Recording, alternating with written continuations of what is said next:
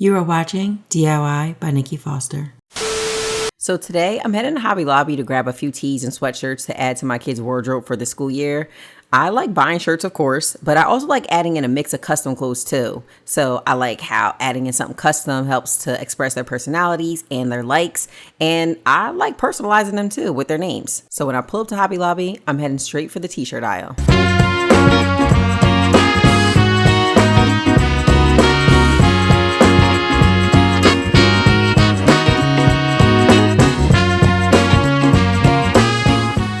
Gildan always has an endless stock of different colors, all the sizes.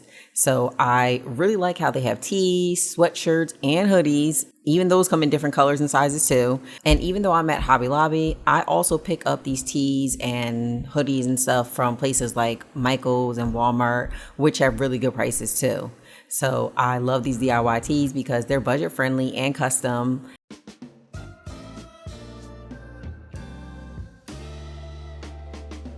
Got all the stuff now. How to design.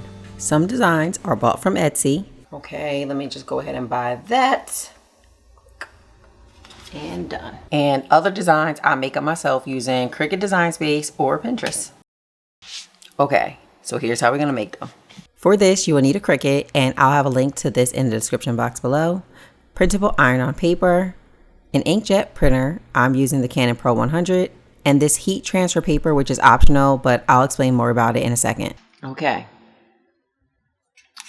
All right, so Cricut Design Space. This is basically where I do all of like the designing because I'm using the feature called Print and Cut or Print Then Cut. And I'm making a couple shirts for my son.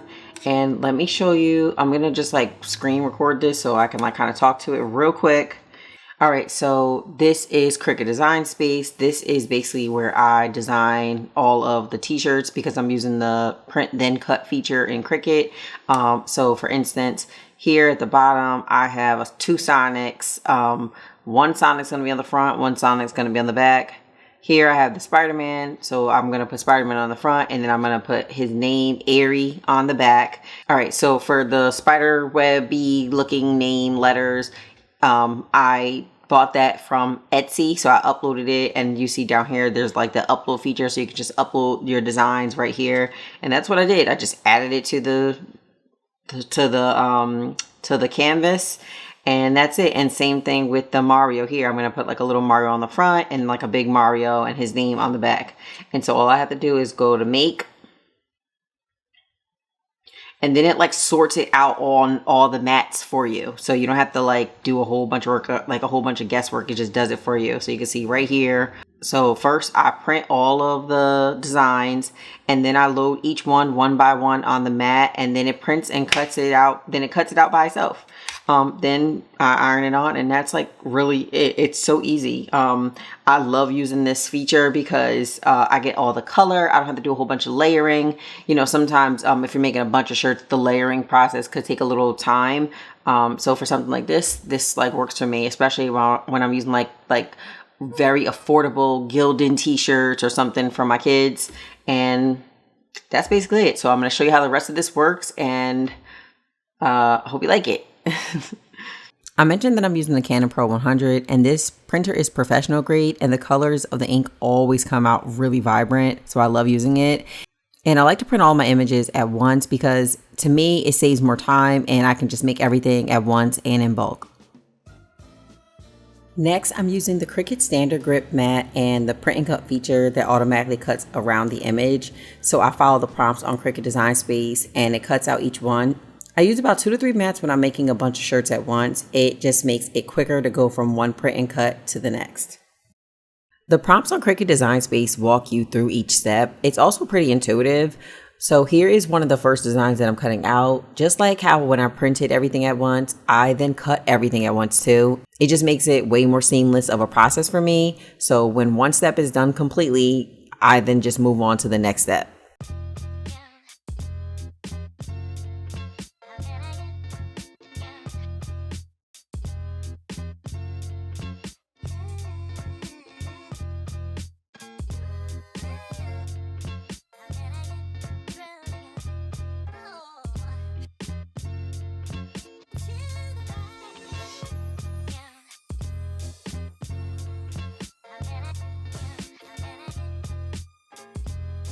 Another tip is to use a lint roller on your shirts, especially the black shirts, before you use any type of iron-on.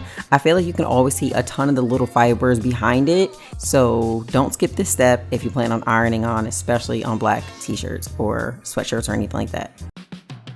This is where that heat transfer paper I was talking about comes in handy. When there is a design that has multiple pieces and you want it to stay in place, that's what this clear film is used for, that's holding the letters all together. And the film is a barrier, so you can just use it and heat press right onto this. And I ended up using an extra piece of parchment paper on this one. For some reason, I'm not really sure why I did that, but you don't have to do that. I just did it for this portion of the video. Anyway, I'm using this and it's from StarCraft, and I'll be sure to link it in the description box for you. For the rest of the prints, I just peel it off the backer of the printed iron-on paper, and then I just place it where I want them and use the heat press to iron it on. It's super easy, it's super simple, it always comes out really good. Cricut's iron-on paper is like really good quality. It doesn't easily rip, and when doing projects like this, that's so huge.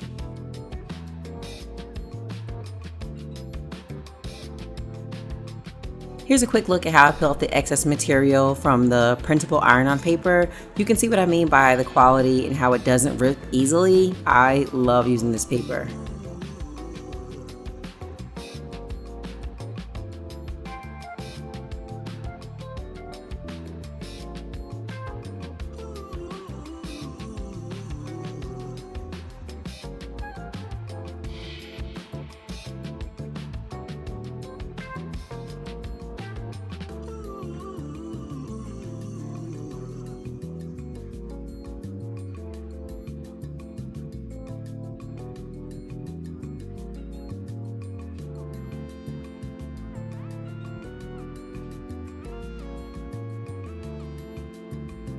Another tip for making DIY tees is using this guide, especially on the neckline. This helps with proper placement for small icons that will go on a pocket. I call it a pocket even though this shirt doesn't have a real pocket, but if there was a pocket, it would be there. So I just use that as like a reference. Anyway, this guide came with a few different sizes, one for infant, toddler, youth, and adult, and I'll be sure to link this in the description box below along with some of the other items that I used.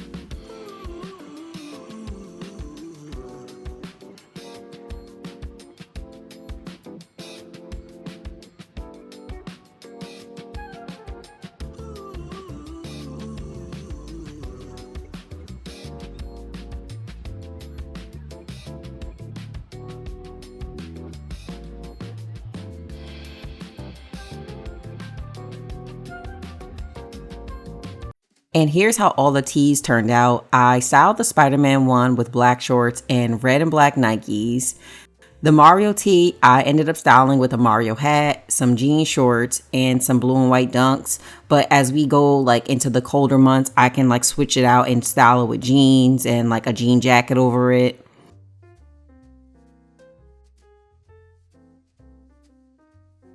The Sonic and Supersonic tee I styled with these blue and white windbreaker pants, and then again I reused the blue and white dunks. I'll leave the items I mentioned in the description box below, including some like the clothing items and the tees I used and all that good stuff. I love how everything turned out. I can't wait to make more of these tees. If you have any more questions or any requests for anything really specific, be sure to leave that in the comment box below, and I'll see you guys in the next one. Look at those poses. Yeah, that's super cool. I like that a lot. Yeah, I like it when they with the electricity and then with the chaos powers. Okay. All right, say bye. Bye. Like and subscribe for our adventures. Everybody in the video, give Mommy 1 billion and 1,000 subscribers. See you later, alligators.